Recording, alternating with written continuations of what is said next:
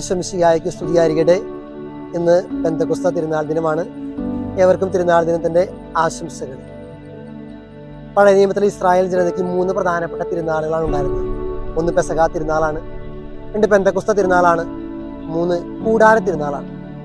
പെന്തക്കോസ്ത തിരുനാൾ ഇസ്രായേൽക്കാരെ സംബന്ധിച്ചൊരു വിളവെടുപ്പ് ഉത്സവം കൂടിയാണ്. വിളവെടുപ്പ് തിരുനാൾ അല്ലെങ്കിൽ ആദ്യ ഫലത്തിന്റെ തിരുനാൾ എന്നൊക്കെയാണ് അത് അറിയപ്പെടുന്നത്. നമുക്കറിയാവുന്ന പോലെ പെന്തക്കോസ്റ്റ് എന്ന വാക്കിന്റെ അർത്ഥം തന്നെ 50-ാം നാൾ, 50-ാം ദിവസം എന്നൊക്കെയാണ്. എന്തുകൊണ്ടാണ് അങ്ങനെ പറയാൻ കാരണം, ഇസ്രായേൽ ജനത്തെ സംബന്ധിച്ച് പെസഹ ആഘോഷിച്ച് ഈജിപ്തിൽ നിന്ന് വന്നതിന്റെ 50-ാം ദിവസമാണ് മോശ വഴി സീനായ് മലയിൽ വെച്ച് ഇസ്രായേൽക്കാർക്ക് 10 കൽപ്പനകൾ ദൈവമായ കർത്താവ് കൊടുത്തേ എന്നുള്ളതാണ് ഇസ്രായേൽക്കാരുടെ വിശ്വാസം. അതിൻ്റെയും കൂടി ഓർമ്മയാണ് ഇസ്രായേൽക്കാരെ സംബന്ധിച്ച് പഴയ നിയമത്തിൽ പെന്തക്കോസ്ത തിരുനാൾ. പുതിയ നിയമത്തിൽ നമുക്കറിയാം, ഈശോയുടെ ഉദ്ധാനത്തിന് ശേഷം പരിശുദ്ധ കന്യകാമറിയത്തിന്റെ മേലും സ്ത്രീഹന്മാരുടെ മേലും സെഹിയോൻ മാളികയിൽ തീനാവുകളുടെ രൂപത്തിൽ പരിശുദ്ധാത്മാവ് ഇറങ്ങി വന്നതിന്റെ ഓർമ്മയാണ് പെന്തക്കോസ്ത തിരുനാൾ. നമുക്കറിയാം, പരിശുദ്ധ തൃത്വത്തിലെ ഒരു വ്യക്തിത്വമാണ് പരിശുദ്ധാത്മാവ്. പരിശുദ്ധാത്മാവിന്റെ വരങ്ങളും ദാനങ്ങളും ഫലങ്ങളും ഒക്കെ നമ്മൾ പഠിച്ചിട്ടുണ്ടായിരുന്നു. നമ്മൾ പറയുന്നത് പെന്തക്കോസ്ത തിരുനാൾ ദിനം പരിശുദ്ധാത്മാവ് തീനാവുകളുടെ രൂപത്തിൽ പരിശുദ്ധ അമ്മയുടെ മേല് സ്ത്രീഹന്മാരുടെ മേല് എഴുന്നള്ളി വന്നു. തീനാവുകൾ എന്ന് പറഞ്ഞാൽ എന്താണ്? തീ ശുദ്ധി ചെയ്യുന്നതാണ്. തീനാവുകൾ എന്ന് പറഞ്ഞാൽ ശുദ്ധി ചെയ്ത, അഗ്നിശുദ്ധി വരുത്തിയ നാവുകളാണ്. എനിക്ക് തോന്നുന്നത് ഈ പെന്തക്കോസ്ത തിരുനാള് നമ്മളെ ഓർമ്മിപ്പിക്കുന്ന ഒരു കാര്യം, നമ്മുടെ നാവും കുറേയും കൂടി ഒരു തീനാവായി അഗ്നിശുദ്ധി വരുത്തിയ നാവായിട്ട് മാറണമെന്നാണ്. പഴയ നിയമത്തിൽ ഏശയ്യാ പ്രവാചകന്റെ പുസ്തകം 6-ാം അധ്യായത്തിൽ നമ്മൾ ഇപ്രകാരം വായിക്കുന്നുണ്ട്.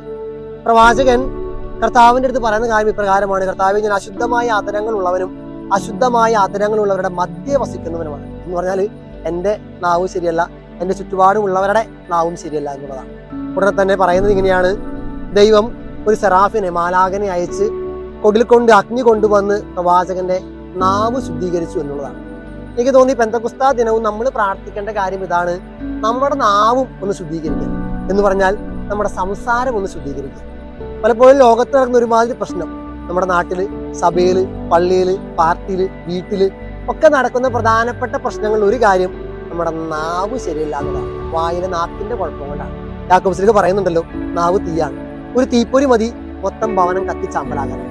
അതുകൊണ്ട് ആത്മാവിനോട് പ്രാർത്ഥിക്കേണ്ട കാര്യം കുറേയും കൂടിയൊക്കെ നല്ല പരിശുദ്ധമായ നാവ് എനിക്ക് തരാനായിട്ടും എൻ്റെ സംസാരം ശുദ്ധീകരിക്കാനായിട്ടും.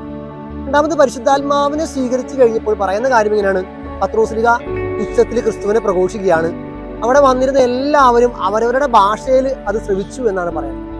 ആത്മാവിനെ സ്വീകരിച്ച പത്രോസ് ശ്ലീഹ പറയുന്ന കാര്യങ്ങൾ എല്ലാവർക്കും കൃത്യമായി മനസ്സിലാകുന്നു. പലപ്പോഴൊക്കെ നമ്മുടെ നാട്ടിലും വീട്ടിലും സംഭവിക്കുന്ന മറ്റൊരു അപകടം, പറയുന്നത് അങ്ങോട്ടും ഇങ്ങോട്ടും മനസ്സിലാകുന്നില്ല എന്നൊരു പ്രശ്നവും. പാരന്റ്സ് പറയുന്നത് പിള്ളേർക്ക് മനസ്സിലാവണം, പിള്ളേര് പറയുന്ന പകുതി കാര്യങ്ങൾ പാരന്റ്സിന് മനസ്സിലാവണം, അധ്യാപകർ പഠിപ്പിക്കുന്നതൊന്നും പിള്ളേർക്ക് മനസ്സിലാവുന്നില്ല. തിരിച്ചായാലും അങ്ങനെ തന്നെ. അല്ലെങ്കിൽ വീട്ടിലായാലും ഭാര്യ പറയുന്നത് ഭർത്താവിന് മനസ്സിലാവണം, ഭർത്താവ് പറയുന്നത് ഭാര്യയ്ക്ക് മനസ്സിലാവണം, പള്ളിയിൽ അച്ഛൻ പറയുന്നത് ഇടവക്കാർക്ക് മനസ്സിലാവണം, ഇടവക്കാരെന്താ പറയുന്നത് അച്ഛന് മനസ്സിലാവണം. ഈ കമ്മ്യൂണിക്കേഷൻ ഗ്യാപ്പ് ഫീൽ ചെയ്യുന്നു. എനിക്ക് തോന്നുന്നത് ആത്മാവിൽ നിറഞ്ഞവർക്ക് കുറേയും കൂടിയൊക്കെ ക്രിസ്തുവിനെ പ്രഘോഷിക്കാനായിട്ടും പറയുന്ന ഭാഷ മനസ്സിലാകാനായിട്ടും സഹായിക്കുമെന്നാണ്. അതാണ് പത്രോസ് ശ്ലീഹ പറയുന്ന കാര്യം. അവിടെ കൂടിയിരിക്കുന്ന ജനങ്ങൾ എല്ലാവരും കൃത്യമായിട്ട് ശ്രമിച്ചു എന്ന് പറയുന്നു. അതുകൊണ്ട് ഈ പെന്തക്കോസ്ത തിരുനാൾ ദിവസം പ്രാർത്ഥിക്കണം, ഒന്ന് ശുദ്ധിയായ നാവിന് വേണ്ടിയിട്ട്, ഒപ്പം നാവ് കൊണ്ട് ഞാൻ പറയുന്ന കാര്യങ്ങൾ മറ്റുള്ളവർക്ക് മനസ്സിലാകാൻ വേണ്ടി. അഴുകാത്ത നാവിന്റെ ഉടമസ്ഥനായ വിശുദ്ധ അന്തോണീസിനെ പ്രത്യേകമായിട്ട് അനുസ്മരിക്കുന്ന ദിനങ്ങളാണ് വന്നുകൊണ്ടിരിക്കുന്നത്. ആ വിശുദ്ധനെ കുറിച്ച് പറയുന്ന അദ്ദേഹം ജീവിതകാലം മുഴുവനും ദൈവസ്തുതികൾ പാടി, അതുകൊണ്ട് ആ നാവ് അഴുകാതിരിക്കുന്നതാണ്. അപ്പൊ നമ്മുടെ നാവും ഈ അഗ്നിശുദ്ധി വരുത്തി ദൈവസ്തുതികൾ പാടി ഏറ്റവും ഭംഗിയായിട്ട് നമ്മുടെ സംസാരം ശുദ്ധിയാകാനായിട്ട് ഈ പെന്തക്കോസ്ത തിരുനാളിൽ ഒന്ന് പ്രാർത്ഥിക്കുന്നതാണ്. മറ്റൊരു കാര്യം, ക്രിസ്തു പരിശുദ്ധാത്മാവിനെ വിശേഷിപ്പിക്കുന്ന കാര്യമാണ്. യോഹന്നാന്റെ സുവിശേഷത്തിൽ പല പേരുകളാണ് പരിശുദ്ധാത്മാവിന് ഈശോ കൊടുക്കുന്നത്.